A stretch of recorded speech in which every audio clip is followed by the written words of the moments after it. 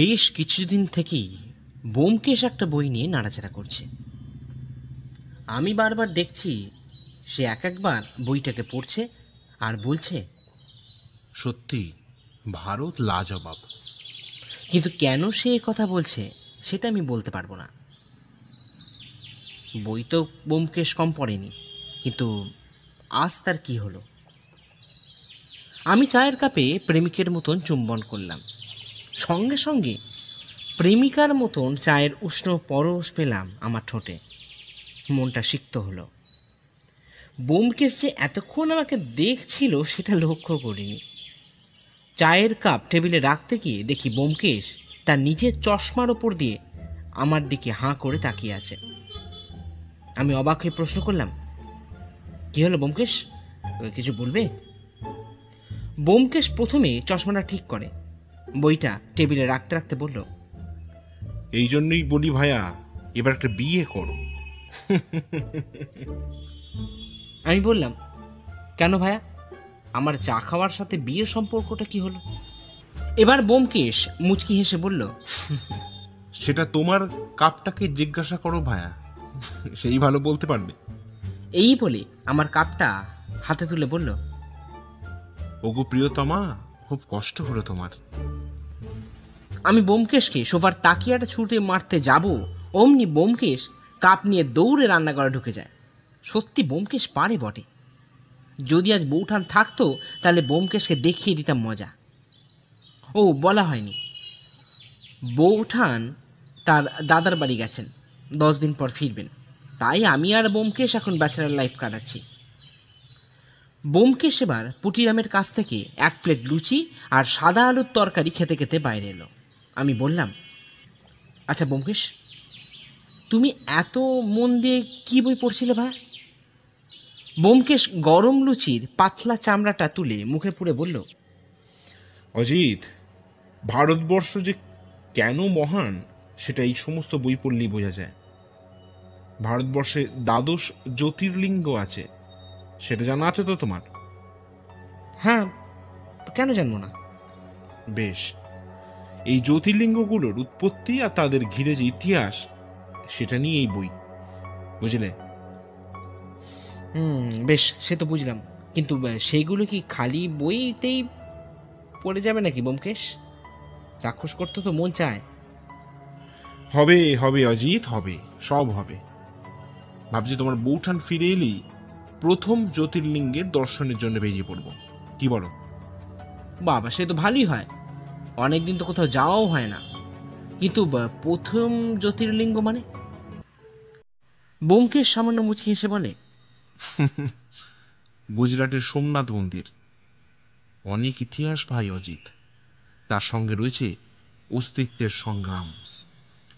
বেশ, বরং আমি বরং টিকিটের ব্যবস্থা করি।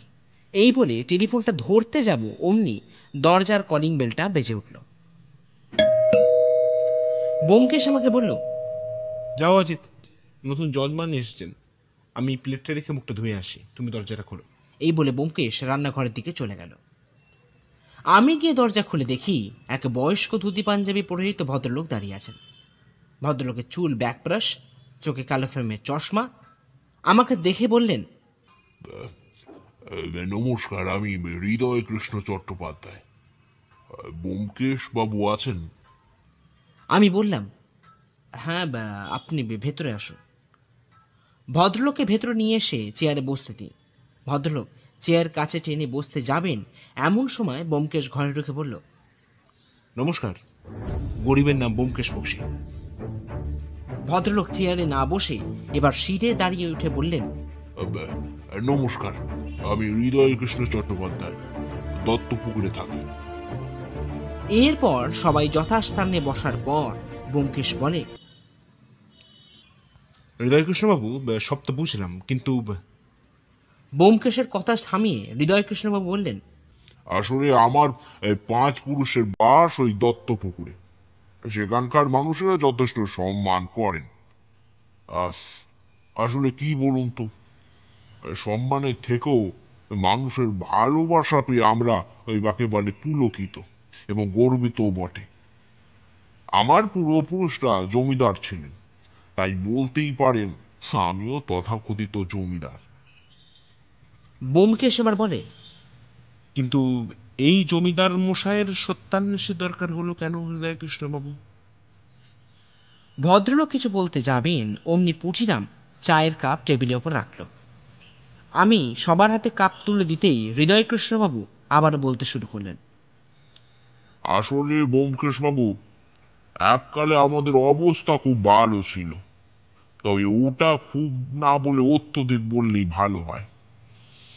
কিন্তু সময়ের চাকা ঘোরার সঙ্গে সঙ্গেই আমাদের অবস্থার পরিবর্তন হয়। আর এখন তো এই বলে চুপ করে গেলেন হৃদয়কৃষ্ণবাবু। বেশ, সে তো বুঝলাম হৃদয়কৃষ্ণবাবু, কিন্তু ব্যাপারটা কি? দেখুন ব্যোমকেশ বাবু, অর্থনৈতিক অবস্থা পড়ে যাবার এমনিতেই খুব দুশ্চিন্তায় আছে। তার ওপর আমার একমাত্র মেয়ের বিবাহ ঠিক হয়ে যায়। কোনো মতে সামান্য পড়ে থাকা জমিটুকু বিক্রি করে মেয়ের বিয়ের জোগাড় যন্ত্র করতে শুরু করে দিই। তো হঠাৎ করে বরের বাড়ির আবদার হয় একটা গাড়ির। এবার ব্যোমকেশ বেশ রেগে উঠে বলল, কিন্তু পঞ্চাওয়া তো অপরাধ হৃদয়কৃষ্ণবাবু। দেখুন, সেটা আমিও জানি, কিন্তু প্রথমত আমাদের বাড়ির একটা সুনাম আছে, আর নিয়ম কানুন আইনের খাতাতেই ভালো লাগে ব্যোমকেশ বাবু। ওসব রূপকথার গল্প মাত্র।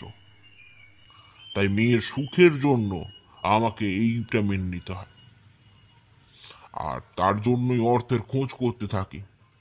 এরপর অর্থের সন্ধানে আমি গোটা বাড়ি তন্ন তন্ন করে খুঁজতে থাকি যদি কিছু মূল্যবান জিনিস পাওয়া যায় কিনা। আর তারপরই তারপর কি হৃদয়কৃষ্ণবাবু? তারপর আমাদের সিন্দুকটা ভালো করে খুঁজতে থাকি, তাদের থাকা পুরাতন কাগজপত্র ভালো করে খুঁজতে থাকি। অবশেষে একটা জিনিস আমার চোখে পড়ে যায়। আমি লক্ষ্য করলাম হৃদয়কৃষ্ণবাবুর দু চোখে লোভেতে চকচক করে উঠল। এবার ব্যোমকেশ বলল, কি জিনিস হৃদয়কৃষ্ণবাবু? একটা কাগজ। এই বলে ভদ্রলোক একটা কাগজের টুকরো ব্যোমকেশের হাতে দিল। ব্যোমকেশ সেটা দেখে আমার হাতে চালান করে দিল।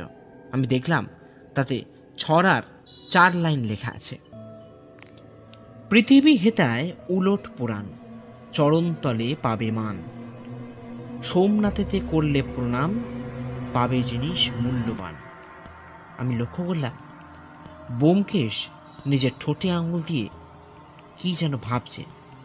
এবার আমি ব্যোমকেশকে কাগজটা ফেরত দিয়ে বলি, এ তো কোনো গুপ্তধনের সন্ধান মনে হচ্ছে। ব্যোমকেশ বলে, ভাইয়া, তাই তো লাগছে। তারপর হৃদয়কৃষ্ণবাবুর দিকে ফিরে বলে, আচ্ছা, আপনার কি মনে হয় হৃদয়কৃষ্ণবাবু? দেখুন ব্যোমকেশ বাবু, আমাদের আগে অবস্থা যে অত্যধিক ভালো ছিল সেটা তো আপনাকে আগেই বলেছি, তাই গুপ্তধন থাকলেও আমি বিশেষ বিস্মিত হব না। কিন্তু এই গুপ্তধন আবিষ্কার হলে আমার যে একটা বিশাল উপকার হয়ে যাবে সেটা তো আপনি বুঝতেই পারছেন। তাই আপনার কাছে আমার বিনীত অনুরোধ, দয়া করে। দেখুন, আমি এর রহস্যের সমাধান কিন্তু করব, অন্তত আপনার মেয়ের বিয়ের কথা মাথায় রেখে। তবে একবার আপনার বাড়িতে থাকলে মনে হয় জিনিসটা ভালো করে বোঝা যেত। বেশ, তো আপনারা কালকে চলে আসুন, আমি সব ব্যবস্থা করে রাখবো। এবার ব্যোমকেশ বলে, আচ্ছা, এই গুপ্তধনের ব্যাপারে আপনি কাউকে বলেছেন নাকি? না না, এটা দেখতে পেয়ে আমি সটান আপনার কাছে চলে আসি। আপনাদের বাড়িতে সোমনাথ নামক কিছু? দেখুন ব্যোমকেশ বাবু, সোমনাথ বলে কোনো পূর্বপুরুষ আমাদের ছিল বলে আমার মনে নেই, আর গুজরাটে কেউ আগে গেছেন বলে তাও আমার মনে তো হয় না। ভারী অদ্ভুত ব্যাপার হৃদয়কৃষ্ণবাবু। ছড়াতে সোমনাথ নামটা ভারী অন্যরকম লাগছে। এরপর ব্যোমকেশ নিজের মনে মনে আস্তে আস্তে বলে, সোমনাথতে প্রণাম, সেটা কি? এবার ব্যোমকেশ প্রশ্ন করে, আচ্ছা হৃদয়কৃষ্ণ বাবু, আপনাদের বাড়িতে মহাদেবের কোনো মূর্তি বা ওই জাতীয় কিছু আছে? দেখুন, সাধারণ সমস্ত গৃহস্থ বাড়িতে দেবদেবীর মূর্তি তো থাকেই, পর থাকে তেমনই আমাদের বাড়িতেও আছে। বেশ, বুঝলাম। আপনি বরঞ্চ বাড়ি ফিরে যান, আমরা কাল আপনার বাড়িতে যাব। আসলে ওখানে না থাকলে ব্যাপারটা বোঝা একটু মুশকিল হয়ে যাবে। বেশ ব্যোমকেশ বাবু, আমি কাল সকালে গাড়ি পাঠিয়ে দেবো আপনাদের জন্য, আপনারা চলে আসবেন। এই বলে ভদ্রলোক চলে গেলেন। ব্যোমকেশ এবার নিজের চেয়ারে হেলান দিয়ে একটা সিগারেট ধরিয়ে বলল, অজিত, শান্তিতে আর থাকা গেল না ভায়া। আচ্ছা অজিত, তুমি কি বুঝছো ব্যাপারটা নিয়ে? আমি চেয়ারে বসে একটু ভেবে বললাম, দেখো ব্যোমকেশ, আমার এই ছড়া গুপ্তধন সবকিছুতেই একটা কেমন ছেলে মানুষই লাগছে। না না অজিত, এটা তুমি একেবারে, এই কথাটা তুমি বলতে পারো না। আর যতক্ষণ না বিষয়টা প্রমাণ হচ্ছে ততক্ষণ কি সমাধানের কথা বলা উচিত? বেশ, তুমি বরঞ্চ গোছগাছ করে নাও, আমি তোমার বৌঠানকে একটা ফোন করে আসি। এই বলে ব্যোমকেশ নিজের ঘরে চলে গেল। আমি ভাবছি, এ কেমন রহস্য সন্ধান করতে চলেছে ব্যোমকেশ। পরদিন সকাল 8টায় হৃদয়কৃষ্ণবাবুর গাড়ি চড়ে রওনা দিলাম দত্তপুকুরের উদ্দেশ্যে। যখন পৌঁছালাম তখন ঘড়িতে 10টা বেজে গেছে। গাড়ি বারান্দার সামনে গাড়ি থামতে আমরা নেমে পড়ি। তারপর ব্যোমকেশ আর আমি গোটা বাড়িটাকে ভালোভাবে দেখতে থাকি। এটা বাড়ি না বলে রাজবাড়ি বলাই ভালো, তবে এর ঐতিহ্য সে বহু আগেই ম্লান হয়ে গেছে, তা দেখলেই বোঝা যায়। চারিদিকে চুনসুরকি খসে পড়েছে, ইটের ফাঁকে ফাঁকে বট অশ্বত্থ বাড়ির এক দিকটা ঢেকে ফেলেছে। ব্যোমকেশ আমাকে বলল, ভায়া, হৃদয়কৃষ্ণবাবু যে ওনার অবস্থার কথা ঠিকই বলেছিলেন, এখন সেটা বোঝাই যাচ্ছে। আমি তখন বললাম, কিন্তু ব্যোমকেশ, এমত অবস্থায় গাড়ি ব্যবহারটা কি খুব একটা বিলাসিতা বলে তোমার মনে হয় না? তুমি ভুলে যাচ্ছ অজিত, অর্থের প্রাচুর্য কমলেও তার রক্তে কিন্তু জমিদারে। ব্যোমকেশের কথা থামাতে হলো, কারণ বাড়ির ভেতর থেকে হৃদয়কৃষ্ণবাবু বেরিয়ে আসছেন। আসুন আসুন ব্যোমকেশ বাবু, অনেকক্ষণ থেকেই আপনাদের অপেক্ষা করছিলাম। আমাদের ভেতরে নিয়ে গিয়ে একটা বৈঠকখানায় বসানো হলো। একসময় এখানে যে রঙিন আসর জমে উঠত তা বলে দিতে হয় না, তবে কালের নিয়মে আজ মাকড়সার জাল আর জমে থাকা ঝুল সেখানে কিন্তু স্থান পেয়েছে। আমরা নিজেদের স্থান গ্রহণ করার পর হৃদয়কৃষ্ণবাবু বললেন, তাহলে ব্যোমকেশ বাবু, কালকের কথাটা কিছু ভাবলেন? ব্যোমকেশ একটা দীর্ঘশ্বাস ফেলে বলল, হৃদয়কৃষ্ণবাবু, এখনো কিছু ভাবতে পারিনি, তবে এটা বুঝতে পারছি ব্যাপারটা খুব একটা সুবিধার কিছু নয়। হঠাৎ বাড়ির এক চাকর চা নিয়ে ঘরে প্রবেশ করে। বৃদ্ধের বয়স 70-এর কাছাকাছি। চায়ের কাপ টেবিলে নামিয়ে রেখে সে চলে যায়। হৃদয়কৃষ্ণবাবু বলেন, ব্যোমকেশ বাবু, এই গুপ্তধন আবিষ্কার না হলে আমার মেয়ের বিবাহ যে কি হবে। এই বলে চুপ করে যান হৃদয়কৃষ্ণবাবু। ব্যোমকেশ বলে, দেখুন, আমি তো চেষ্টা করবই, যতই হোক এক কন্যার দানগ্রস্ত পিতাকে নিরাশ কিভাবে করি বলুন তো। বেশ, আপনারা বরঞ্চ নিজেদের ঘরে গিয়ে একটু বিশ্রাম করে নিন, তারপর নয় তদন্ত কাজ শুরু করবেন। এই বলে ভদ্রলোক তার চাকরকে হাঁক দিলেন। আমরা, মানে আমি, ব্যোমকেশ, হৃদয়কৃষ্ণবাবু চাকরের সঙ্গে দোতলায় গেলাম। সেখানে একটা ঘরে আমাদের থাকার ব্যবস্থা করা হয়েছে। ব্যোমকেশ বিছানায় বসে বৃদ্ধ চাকরটিকে জিজ্ঞাসা করল, আপনার নাম কি? চাকরটা প্রথমে একটু চমকে ওঠে, তারপর নিজেকে সামলে বলেন, আগে ও বিরাম বাবু। বেশ, তা কত বছর কাজ করছেন এখানে? আমার বয়স যখন 10, তখন থেকে এই বাড়িতেই হই কাজ করছি বাবু। আমি জিজ্ঞাসা করলাম, বা তাহলে তো আপনি এ বাড়ির অনেক কিছু সঙ্গে জড়িত। জড়িত মানে? মানে সুখ দুঃখ। ও হ্যাঁ, হ্যাঁ তা তো আছি বাবু। বেশ, আপনার বরঞ্চ একটু বিশ্রাম করে নিন, আমি দুপুরের খাওয়ার হলে আপনাদের ডেকে নিয়ে যাব। এই বলে যেই উনি চলে যাবেন অমনি ব্যোমকেশ প্রশ্ন করে, আচ্ছা অভিরাম কাকা, এই বাড়িতে কি কেউ নেই? অভিরাম কাকাকে দেখলাম কেমন ঘাবড়ে গেলেন, তারপর আমাদের প্রশ্নের উত্তর না দিয়েই চলে গেলেন। ঘটনা এমনভাবে ঘটল যে আমরা অবাক হয়ে গেলাম। আমি ব্যোমকেশকে বললাম, কি ব্যাপার বলো তো ব্যোমকেশ? ব্যোমকেশ অভিরামে চলে যাওয়ার রাস্তার দিকে তীক্ষ্ণভাবে তাকিয়ে থেকে বলল, সেইটাই তো খটকা লাগছে অজিত। লক্ষ্য করলাম ব্যোমকেশের ভ্রু কুঁচকে গেছে। দুপুরে খাওয়া দাওয়া শেষ করে হৃদয়কৃষ্ণবাবু আমাদের সঙ্গে নিয়ে ঠাকুর ঘরটা ঘুরিয়ে দেখালেন। সেখানে আর 5টা বাড়ির মতোই লক্ষ্মী, নারায়ণ, শিব, দুর্গা, গণেশ প্রভৃতি দেবদেবীর মূর্তি আর ছবি রাখা আছে। ব্যোমকেশ একবার ভালো করে ঘুরে ফিরে দেখল, তারপর ওখান থেকে বেরিয়ে আমরা বৈঠকখানায় গিয়ে বসলাম। ব্যোমকেশ হৃদয়কৃষ্ণবাবুকে বললেন, হৃদয়কৃষ্ণবাবু, আপনাদের বাড়িতে কি লোকজন নেই? মানে আপনি তো বলেছিলেন বিয়ের ব্যাপার, তাই। না না ব্যোমকেশ বাবু, আসলে আমার মেয়ে গেছে মামার বাড়ি, আর বিয়ের তো সবে পাকা কথাই হয়েছে, তার মধ্যেই পণের ব্যাপার চলে আসায়। আচ্ছা আচ্ছা, তা আপনার কি মনে হয়, মানে গুপ্তধন থাকতে পারে? দেখুন ব্যোমকেশ বাবু, আমাদের জমিদার বংশ, পাঞ্চি অবস্থা আগের মতো নেই, তাই গুপ্তধন না থাকার কিছু আছে বলে আমার তো বোধ করছি না। আর তাছাড়া আর কি হৃদয়কৃষ্ণবাবু? আসলে বাড়ির বড়দের মুখে গুপ্তধনের কথা শুনেছিলাম, তবে সেটা বিশ্বাস করিনি। এখন সবকিছুই আপনার ওপর নির্ভর করছে ব্যোমকেশ বাবু। হৃদয়কৃষ্ণবাবু, আমি তো চেষ্টা করতেই থাকবো, তবে। ও হ্যাঁ ব্যোমকেশ বাবু, আমি একটু বেরোবো, হয়তো রাতের দিকে ফিরবো। আপনাদের যদি কিছু প্রয়োজন হয় তাহলে অবিরামের থেকে সব নিয়ে নেবেন। হ্যাঁ, সে ঠিক আছে। এরপর আমরা দোতলায় বারান্দায় এসে দাঁড়াই। দেখে হৃদয়কৃষ্ণবাবু নিজের গাড়িতে চড়ে বেরিয়ে গেলেন। ব্যোমকেশ সিগারেটে ধোঁয়া ছেড়ে বলল, অজিত, আমি একটু এখন বেরোবো, তুমি পারলে একবার অভিরামকে জেরা করে দেখবে। মানে এখন আবার এখানে অচেনা জায়গায় কোথায় যাবে তুমি? দরকার আছে অজিত, কিছু প্রশ্নের উত্তর জানা খুব দরকার। এই বলে ব্যোমকেশ বেরিয়ে গেল।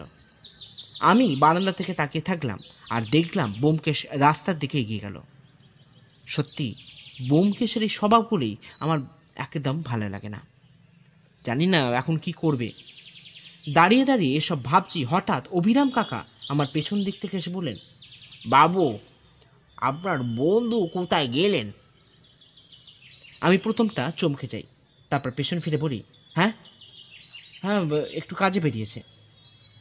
আমি ভাবলাম এই সুযোগ, আর এই সুযোগটা হাতছাড়া করা যাবে না। আমি এবার জিজ্ঞাসা করলাম, আচ্ছা হৃদয়কৃষ্ণবাবু কোথায় গেলেন? অভিরাম কাকা বললেন, আগে আমি স্যার জানবো কি করে বাবু, হয়তো কাজেই গেছেন, চলে আসবেন। বেশ, তুমি এখন এসো, আমি কিছু দরকার হলে তোমার থেকে চেয়ে নেব। আমি এটা বলার পর অভিরাম কাকা চলে গেলেন। আমি ভাবলাম এবার কি করা যায়, তাই বাড়িটা একটু ঘুরে ফিরে দেখার চেষ্টা করতে লাগলাম। তাই যেমন কথা তেমন কাজ, বেরিয়ে পড়লাম বাড়ি ভ্রমণে। চারপাশ ঘুরে এসে যখন নিজেদের ঘরে ঢুকলাম, তখন সঙ্গে করে নিয়ে আসা একটা উপন্যাস পড়তে শুরু করলাম। কখন যে সন্ধে হয়ে গেছে বুঝতেই পারিনি। হুঁশ ফিরল ব্যোমকেশের ডাকে। কে অজিত, কি করছো? আমি ধর্মড়িয়ে বিছানা ছেড়ে উঠলাম। দেখি ব্যোমকেশ দরজার সামনে দাঁড়িয়ে আমাকে দিকে হাসছে। আমি বললাম, কোথায় গিয়েছিলে বলো তো? আমি তো ভাবলাম ব্যোমকেশ বুঝি পগার পার। ব্যোমকেশ মুচকি হেসে বলে, ভায়া, এই সত্যান্বেষী অনেক অপরাধীকে পগার পার করিয়েছে, কিন্তু নিজে নয়। আর সে ছাড়ো, বলো তো অভিরামকে কি জিজ্ঞাসা করলে? আমি একটু হতাশ হয়ে বললাম, কি করব বলো তো, মানুষটা এতটাই হতাশ থাকেন যে কোনো কিছু জিজ্ঞাসা করলে কোনো উত্তরই দেন না। আর জিজ্ঞাসা করলেও যে কোনো সদুত্তর তিনি দেবেন সেটা আশা করাও তো ঠিক নয় ব্যোমকেশ। ব্যোমকেশ এবার চেয়ারে বসে সিগারেট ধরাতে ধরাতে বলল, তার মানে তুমি অকৃতকার্য। বেশ, এবার আমার একটা প্রশ্নের উত্তর দাও তো। বলো না। আচ্ছা এই অজিত, এই সোমনাথ ব্যাপারটা বলতে তুমি কি বোঝো বলো তো? আমি একটু ভেবে বলি, দেখো ব্যোমকেশ, আমি সোমনাথ বলতে গুজরাটের শিবের মন্দির কি বুঝি, আর তাছাড়া। হ্যাঁ, ব্যোমকেশ আমার দিকে হাঁ করে তাকিয়ে থেকে বলল, তোমার জবাব নেই অজিত, সাব্বাস। চলো তো একবার। আমি অবাক হয়ে বললাম, কোথায়? এত প্রশ্ন কোনো না অজিত, আমার পেছন পেছন এসো। এই বলে ব্যোমকেশ যেই দরজা দিয়ে বেরোতে যাবে অমনি আমাদের সঙ্গে দেখা করতে আসা হৃদয়কৃষ্ণ বাবুর সঙ্গে ধাক্কা খেল। তারপর হৃদয়কৃষ্ণ বাবুকে বললেন, হৃদয় কৃষ্ণবাবু, চলুন তো একবার। হৃদয়কৃষ্ণ বাবু ভারী অবাক হয়ে বললেন, কোথায় ব্যোমকেশ বাবু? ঠাকুরঘর। এই বলি হৃদয়কৃষ্ণ বাবুর হাত ধরে ব্যোমকেশ বেরিয়ে পড়ল।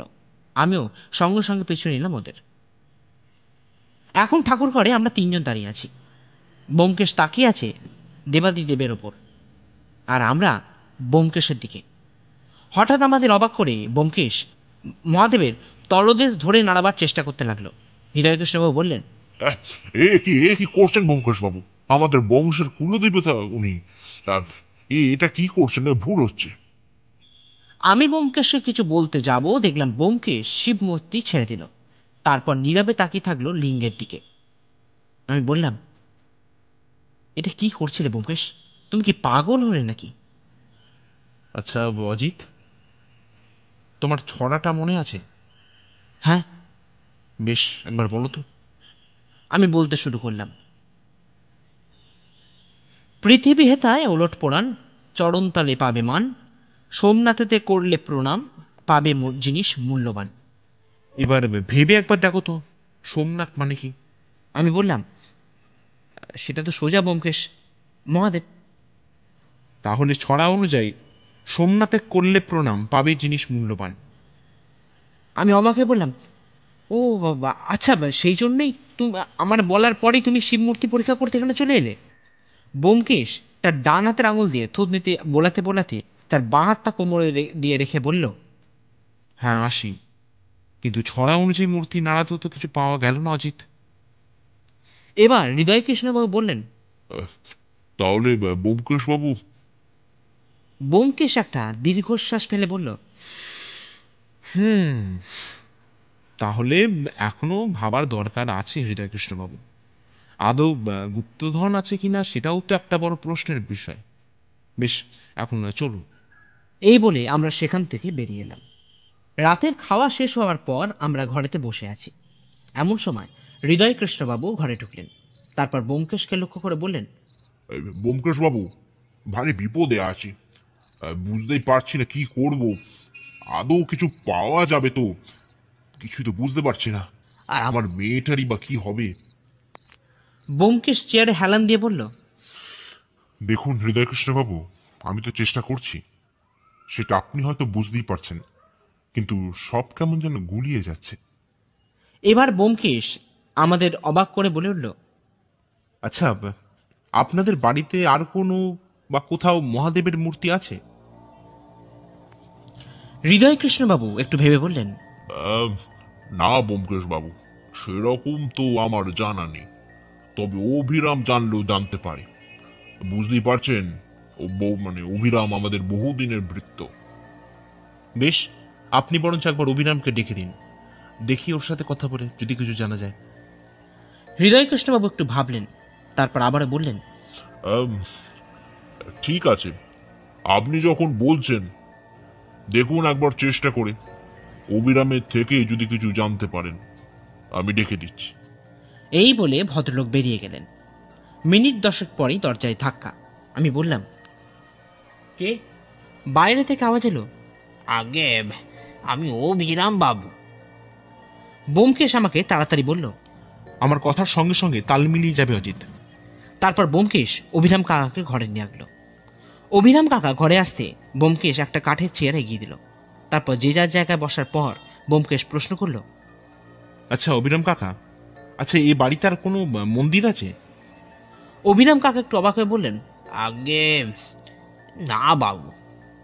বেশ, আচ্ছা ঠাকুরঘর ছাড়া মহাদেবের কি আর কোনো মূর্তি এ বাড়িতে আছে?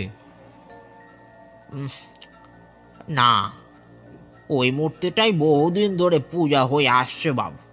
এছাড়া আর বাকি মূর্তিগুলো? শুনেছিলাম কর্তামশাইয়ের বাবা অনেক বড় তান্ত্রিক ছিলেন, আর তন্ত্রবিদ্যার অনেক কিছুই উনি জানতেন বাবু, আর ওনারাই সব স্থাপন করেন। এছাড়া আমি কিছু জানি না বাবু।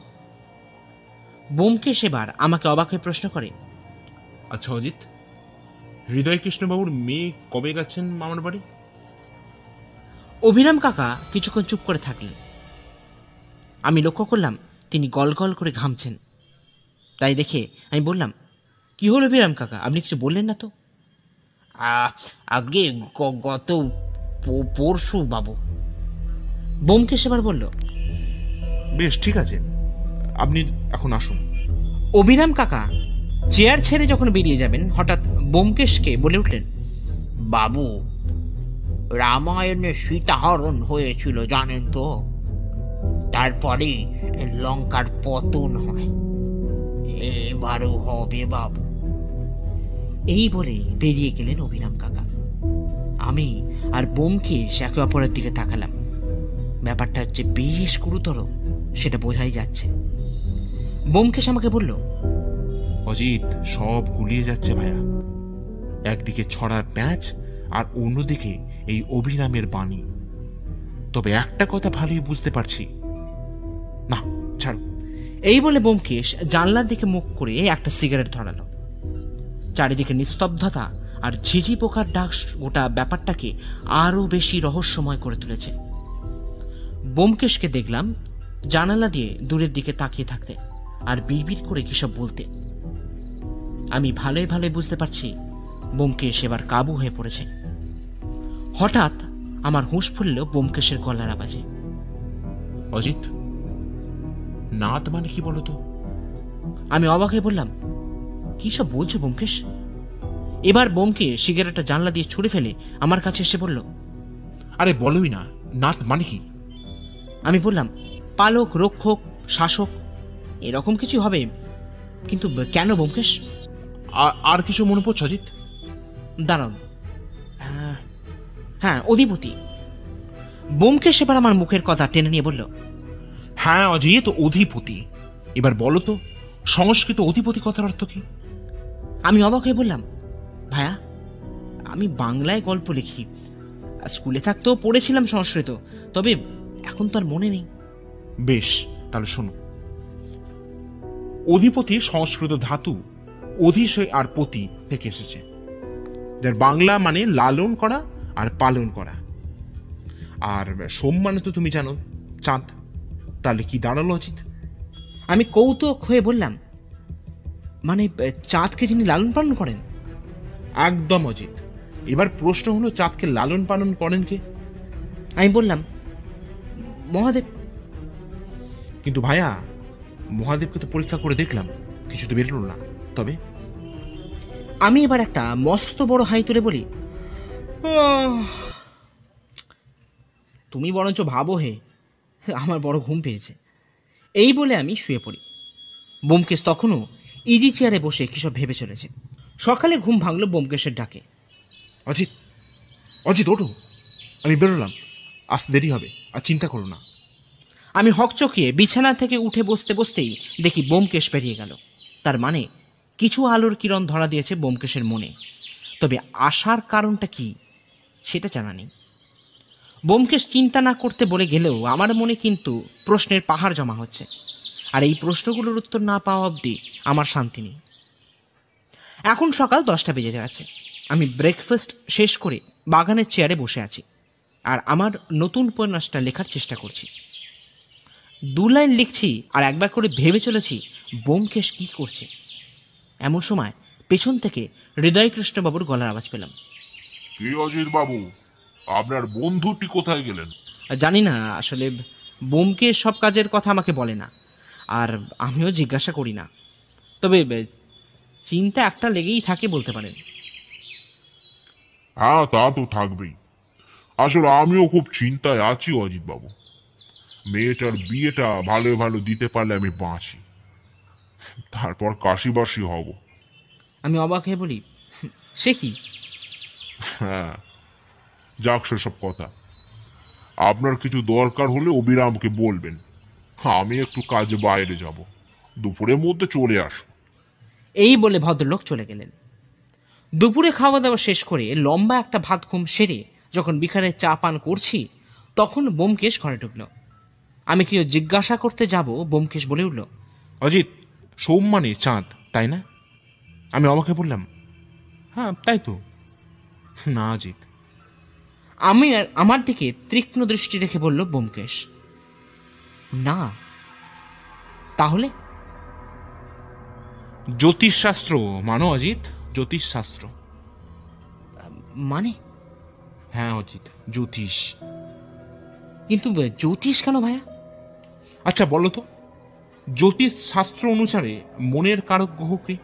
আমি প্রথমটা ভাবলো, পরে বোমকেশকে বলি, কিছু মনে করো না বোমকেশ, আমি আসলে এসব বিষয়ে খুব একটা পারদর্শী নই, তাই তুমি যদি... বেশ, শোনো। মনের কারক গ্রহ হলো চাঁদ বা চন্দ্র। আর চন্দ্রের অধিষ্ঠাত্রী দেবতা কে জানো তো? কে বোমকেশ? বোমকেশ এবার চেয়ারে হেলান দিয়ে হাত দুটো মাথায় তুলে চোখ বুঝল, তারপর বলল, না ছাড়ো হে, পরে দেখতে পাবে। আপাতত কাল সকালে রহস্যের পর্দা উন্মোচন হবে। এই বলে বোমকেশ চুপ করে গেল। আমার মনের ভেতরে ধকধক করা শুরু হয়ে গেল। কে অধিষ্ঠাত্রী দেবতা? আমরা এখন ঠাকুরঘরে দাঁড়িয়ে আছি। আমরা ব্রেকফাস্ট শেষ করি, বোমকেশ আমাদের এখানে নিয়ে আসে। আমরা মানে বোমকেশ, আমি, হৃদয়কৃষ্ণবাবু আর অভিরাম। আজ যে কি হতে চলেছে কে জানে। খালি এটা জানি যে আজ বোমকেশ একটা বড় কোনো চমক দিতে চলেছে, সেটা বলে দিতে লাগে না। ঘরের সবাই চুপ করে দাঁড়িয়ে আছি প্রায় মিনিট 5 হলো। হঠাৎ বোমকেশ সমস্ত নীরবতা ভঙ্গ করে বলে উঠল, হৃদয়কৃষ্ণবাবু, আপনি আমাকে একটা সত্যের সন্ধান করতে দেন, আর তারপর একটা ছড়ায় লেখা কাগজও আমার হাতে তুলে দেন। তাতে কি লেখা ছিল আপনার মনে আছে? হৃদয়কৃষ্ণবাবু একটু ভেবে বললেন, আমাকে ক্ষমা করবেন ব্যোমকেশ বাবু, আমার আসলে... আপনার মনে নেই, ঠিক আছে। তাহলে অজিত একবার বলো তো। এই বলে বোমকেশ আমার দিকে তাকালো। আমি একটু ভেবে বললাম, হ্যাঁ ওই তো, পৃথিবী হেতায় উলট পুরাণ, চরণতলে পাবে মান, সোমনাথেতে করলে প্রণাম, পাবে জিনিস মূল্যবান। বাহ, সাবাস অজিত। এই বলে বোমকেশ আবারও হৃদয়কৃষ্ণবাবুর দিকে ফিরল, তারপর বলল, দেখুন হৃদয়কৃষ্ণবাবু, এই ছড়াটা নিয়ে আমি বেশ চিন্তিত হয়ে পড়ি। প্রথমত, আপনার মেয়ের বিয়ের একটা চাপ, তার উপর ছড়ার মর্মার্থ। তবে এই চাপের হাত থেকে আমাকে উদ্ধার করেন অবিরাম কাকা। হৃদয়কৃষ্ণবাবু অবাক হয়ে বললেন, অভিরাম? হ্যাঁ, আসলে গতকাল রাতে উনি কথায় কথায় বলেন আপনার কোনো এক পূর্বপুরুষ তন্ত্র সাধনায় লীন ছিলেন, আর তারপরই আমি ছড়াটার মানে বুঝে ফেলি। তাহলে ব্যোমকেশ বাবু আর দেরি কেন? তাড়াতাড়ি গুপ্তধনটা বার করুন। বোমকেশ এবার মুচকি এসে বলে, অবশ্যই বলবো হৃদয়কৃষ্ণবাবু, তবে একটু ধৈর্য ধরুন। এই বলে বোমকেশ এগিয়ে গেল ঠাকুর ঘরের দরজার দিকে, তারপর দরজা বন্ধ করে দিল। আমি বললাম, কি করছো বোমকেশ?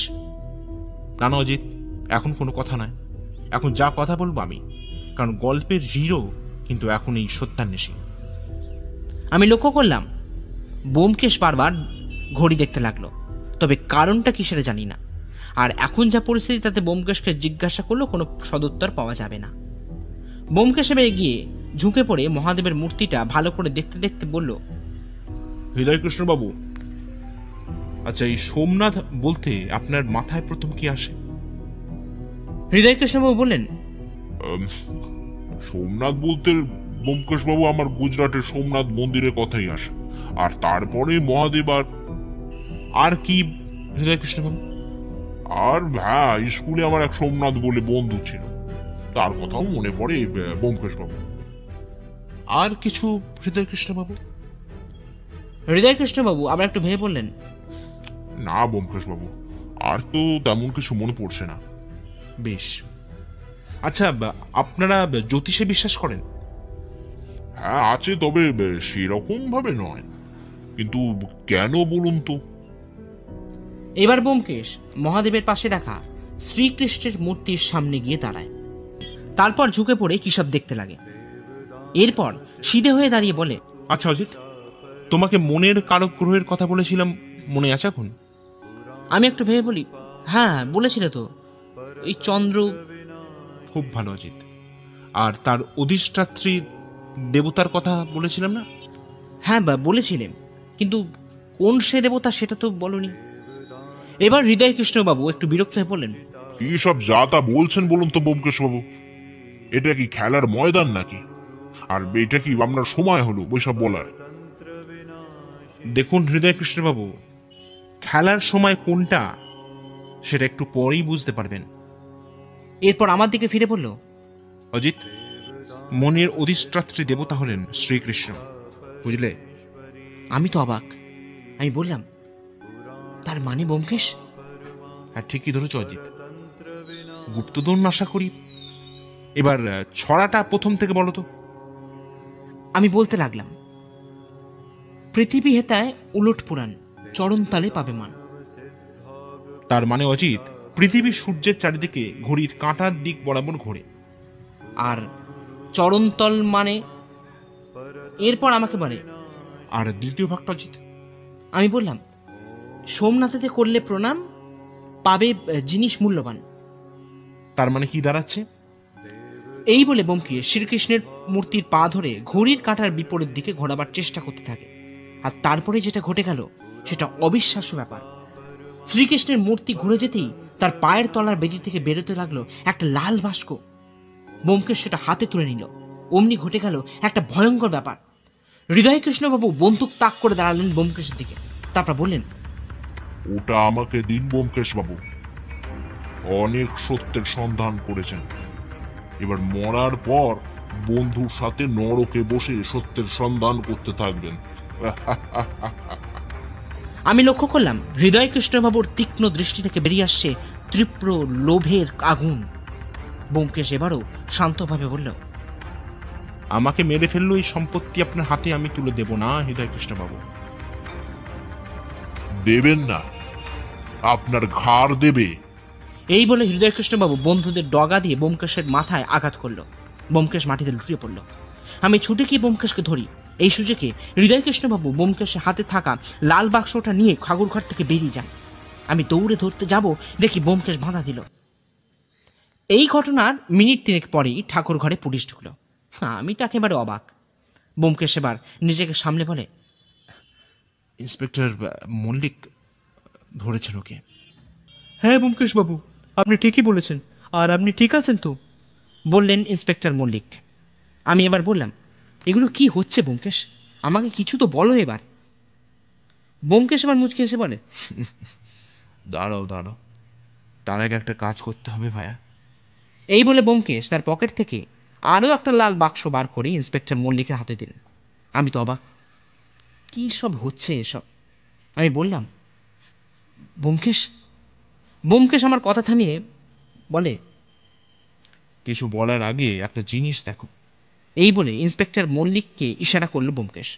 ইন্সপেক্টর মল্লিক লাল বাক্সটা খুলে আমাকে দেখান। আমি দেখি একটা নীল হিরে জলজল করছে বাক্সের ভেতরে। আমি ব্যোমকেশকে বললাম, তাহলে হৃদয়কৃষ্ণবাবু যেটা নিয়ে গেলেন সেটা? ব্যোমকেশ আমার কথা শুনে হো হো করে হেসে তারপর বলে, ওটা নকল অজিত। কাল রাতে অভিরাম কাকার সাহায্য নিয়ে আমি এখানে মাল সরিয়ে ফেলি, আর তার জায়গায় পাথর পুড়ে রেখে দিই, যেটা এখন হৃদয়কৃষ্ণবাবুর হাতে আছে, আর উনি আছেন পুলিশের হাতে। কিন্তু পুলিশ এলো কি করে ব্যোমকেশ? আমি কাল সব ব্যবস্থা করে আসি ভাইয়া। আসলে হৃদয়কৃষ্ণবাবু হলেন একজন ঠগ। মানে? মানে হৃদয় কৃষ্ণবাবুর আসল নাম হৃদয় কৃষ্ণবাবু নয়, ওনার নাম মানিক হালদার। আমি যেন আকাশ থেকে পড়ি ভেঙে। আমি অবাক হয়ে ব্যোমকেশকে বলি, এ কি বলছো ব্যোমকেশ? তুমি এসব জানলে কি করে? ব্যোমকেশ আবারও মুচকে হেসে বলে, দেখো অজিত, যদি জানার ইচ্ছা থাকে, যদি জানার কথা বলো, তাহলে তোমার সাহায্য ছাড়া সেটা কখনোই সম্ভব হতো না ভাইয়া। মানে? মানে তুমি আমাকে বলেছিলে হৃদয় কৃষ্ণবাবুর কাছে গাড়ি থাকাটা বিলাসিতা বলে সন্দেহ প্রকাশ করো, আর সেটা তোমার মনে আছে? হ্যাঁ, সেটা তো মনে আছে ভাই। ঠিক অজিত, আর আমিও সেই মতন কাজে লেগে পড়ি। প্রথম দিন সকালে হৃদয় কৃষ্ণবাবুর বাড়ি থেকে বেরিয়ে যাই থানায়, আর সেখানেই ইন্সপেক্টর মল্লিকের গাড়ির নাম্বার দিয়ে খোঁজ করতে পারি, আর সবকিছু নাম্বার অনুযায়ী বার হয়ে যায়। হৃদয় কৃষ্ণবাবু একটা মস্ত বড় ভুল করে রেখেছিলেন, আর তার খেসারত ওনার কাছে দিতে হচ্ছে। কিন্তু ব্যোমকেশ, এবার ব্যোমকেশ আমার কথা থামিয়ে বলো, দাঁড়াও, এবার তুমি জানতে চাও যে হৃদয় কৃষ্ণবাবু কে, তাই তো অজিত? ব্যোমকেশ এবার ইন্সপেক্টর মল্লিকের চোখে চোখে ইশারা করলো। অমনি ইন্সপেক্টর মল্লিক দরজার বাইরে চলে গেলেন। তারপর মিনিট দুয়েক পরই এক বয়স্ক ভদ্রলোক আর তার পেছনে পেছনে এক রূপবতী ভদ্রমহিলা ঘরে ঢোকেন। ব্যোমকেশ এবার বলে, অজিত, ইনি হলেন হৃদয় কৃষ্ণবাবু আর ওনার মেয়ে লাবণ্য।